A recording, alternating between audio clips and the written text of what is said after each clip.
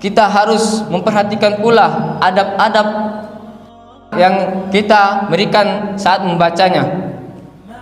Di sini saya akan menyebutkan 6 adab yang harus seorang muslim jaga ketika membaca Al-Quran.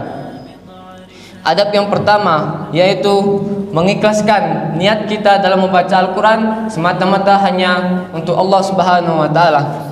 Sebagaimana dalam hadis telah jelas yang berbunyi innamal a'malu binniyat, sesungguhnya amalan-amalan itu tergantung pada niatnya.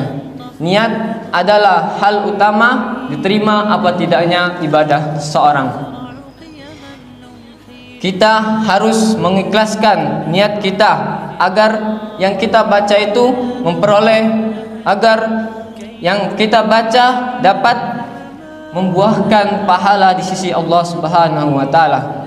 Adab yang kedua yaitu bersuci sebelum hendak memegang mushaf, yang dimana Allah Subhanahu wa Ta'ala berfirman di dalam Quran surat Al-Waqiah ayat 79 yang berbunyi la yamassuhu illal mutahharun, yang artinya tidaklah yang memegangnya yaitu Al-Quran kecuali orang-orang yang telah bersuci.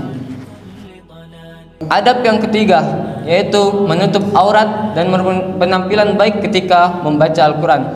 Adab yang keempat, membacanya dalam keadaan tenang dan khusyuk.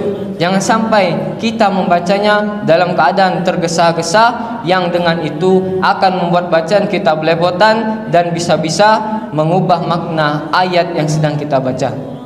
Adab yang kelima, menghayati, merenungi dan mengamalkan setiap ayat yang kita baca agar apa yang kita baca dari kitabullah ini dapat meningkatkan ketakwaan dan keimanan kita kepada Allah. Tidak dapat kita pungkiri, di zaman sekarang banyak yang membaca, menghafal sampai menghafal 30 juz mungkin, tetapi hanya baca, menghafal hanya menghafal tanpa diikuti dengan pengamalan, perenungan dan penghayatan, sehingga menghasilkan insan yang telah menghafal ayat yang berbunyi wala taqrabuz zina, janganlah kalian mendekati zina, tapi di statusnya terpajang perempuan yang bukan mahramnya dibumbui dengan caption aku akan mencintaimu selamanya. Nauzubillahi min dzalik.